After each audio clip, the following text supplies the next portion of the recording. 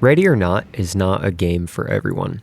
When I say this game isn't for everyone, I say it not just because of the playstyle, gunplay, or movement, but mainly just for the content and why you are playing. The game simulates you being the commander of a SWAT team, which raids all different kinds of locations in the city of Los Sueños. These locations hold dark secrets that reflect the dark truths of the world that we live in real life. You raid the place, find suspects, handcuff everyone, keep the civilians alive, and de-arm the situation to the end. But we'll get to more on that later on, so for right now, let's dive in to see what the game has to offer and if it's worth picking up in 2025 or if it's worth replaying.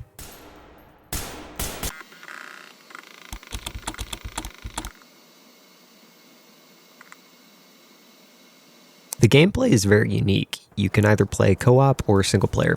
I originally bought the game to play with my friends, but they didn't play it as much as I did past like the third or fourth mission, so I jumped back to single player and started from scratch. In single player mode, you're controlling 4 other people on your team. You start by selecting who you want on your roster for the mission, and certain teammates can have different attributes, which can help you, but I personally didn't pay too much attention to it, and I felt like it didn't affect the game as much, but I might have just not utilized it enough for it to take effect. The roster team to me is an amazing feature that you can direct and make calls and they'll do and go where you tell them to go. They're broken down into 3 different groups. You have the red, blue, and gold team. The red team is 2 of the people on your roster and the blue is the other 2 and gold is all 4 of them at once. You can make them move into a certain area, open doors, open and clear a room a specific way, like opening the door with a shotgun and tossing in a flashbang before entering, or by going a quieter approach, like picking the lock, checking under the door for enemies, and entering with the leader and having you enter and they will follow. In addition to other tasks like restraining enemies, putting in a door wedge, holding a certain angle, you pretty much get the idea. It's a pretty detailed hotkey menu that I used for every single mission and every single door in the mission. As for gear and gameplay for your character, there's a lot to customize, leading me to my next point.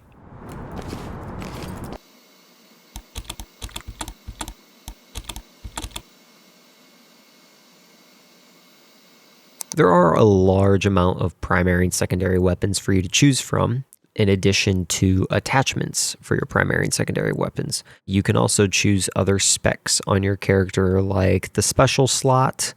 For me, I know I like to use the flashbang launcher. I don't really know the exact terms for it, but you can choose to change specs on your character, like the special slot, throwables, headgear, pants, gloves, etc. And I ended up figuring out my best play style and weapons around the 4th or 5th mission, and I kind of stuck with it the rest of the game. And the maps can range from far to close quarters, so it really depends on what you're feeling, but I stuck with the MK18 assault rifle with the hollow sight attachment, along with a TLE 1911 sidearm, and that just kind of really suited me really well. I would recommend, though, having night vision goggles with a flashlight because some of these maps do get extremely dark. You can also customize the equipment on your roster as well, things like what weapons they use and what sidearms and all that stuff. And one nice feature is that you can test these loadouts before deploying to a mission, and your loadouts can be tested and used at the home base, the headquarters, and the shooting range.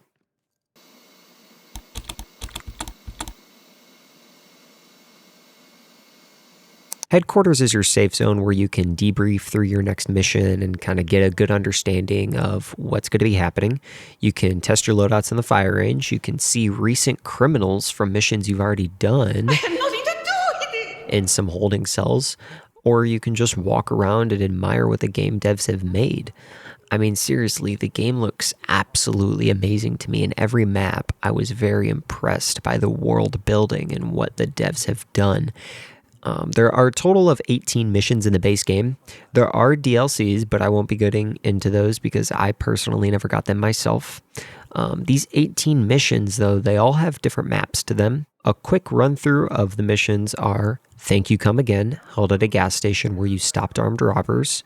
23 megabytes a second, held at an apartment complex where you raid a streamer's apartment. Twisted Nerve, held in 2 houses where you raid both drug houses.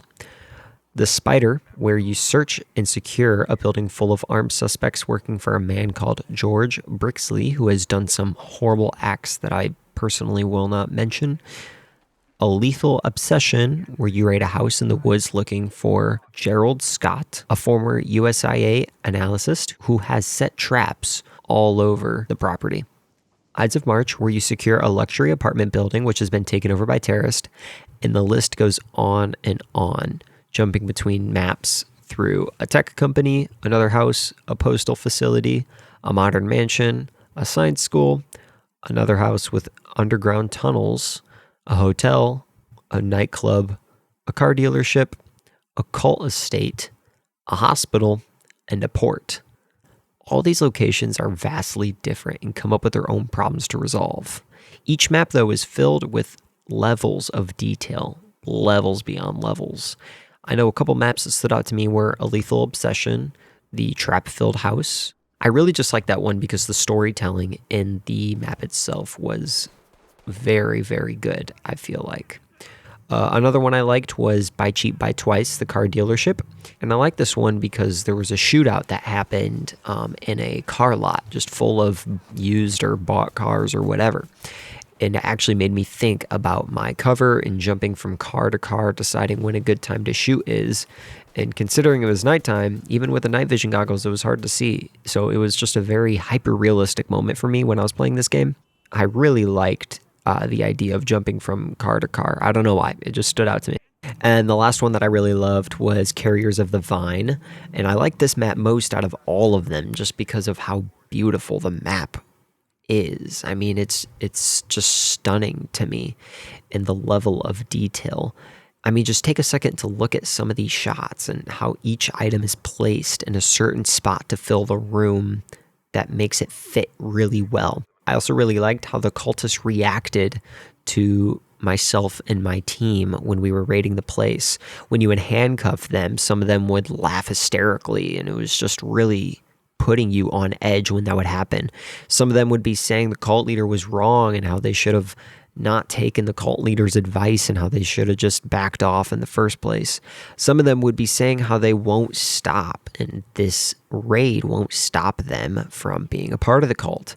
And it really showed the emotions perfectly between how different people react in certain situations, and it just shows how some cult members are dedicated to the end of their lives and how some others weren't. I just thought it was a really good verbal way that was done in the game to help express emotions.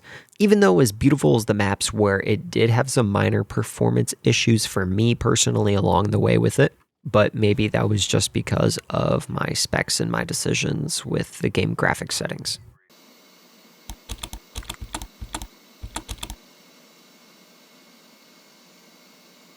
I personally have a Ryzen 9 5900X paired with an RTX 3060 Ti and 64 gigabytes of RAM playing at 1080p.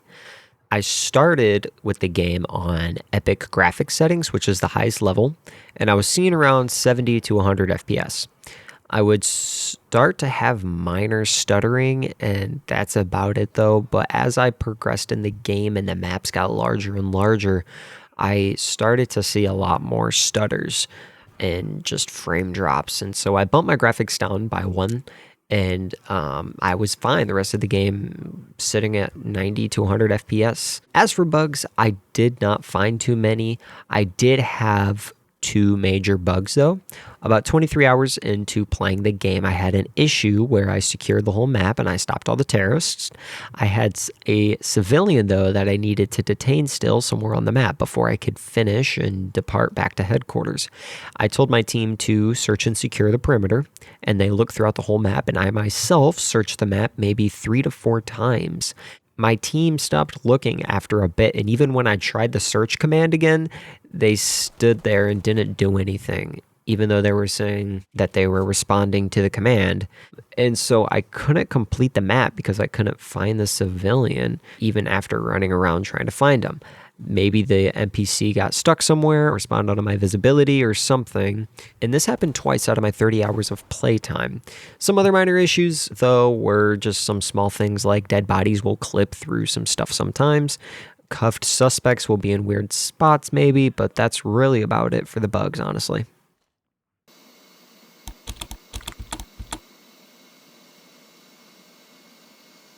I gave you a little bit of insight earlier on some maps of the game and what you do in them, but do know that each map has its own set of lore and gameplay based around it.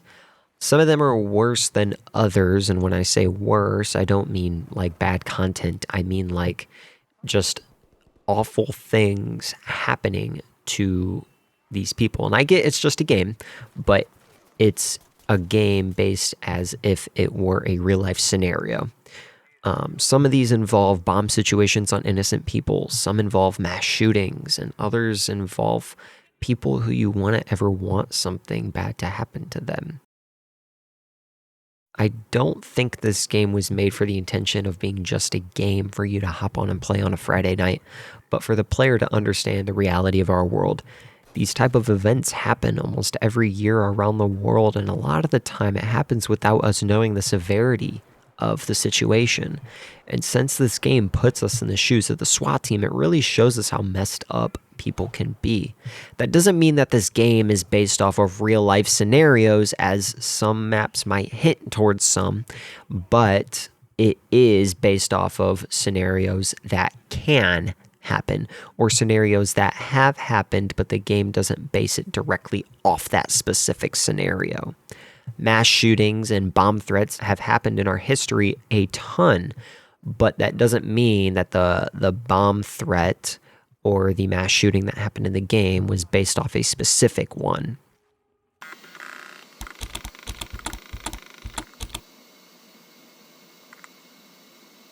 As we come to the final conclusion of this game, I wanted to point out some final things that I didn't mention in this video. There is so much left to the game that I did not cover, from things like lore to other smaller little details that you can do while playing the game. You should also take a look at the game's wiki while playing if you are a person who loves lore and details. It covers so much of the game and that specific mission when you're playing. Now, do I think this game is worth picking up in 2025? Yes, I really do. Even if it's worth just replaying the game if you've already played. It really is an amazing game. I did want to end off the video with something a little bit cool and different, so I made this short clip of some gameplay.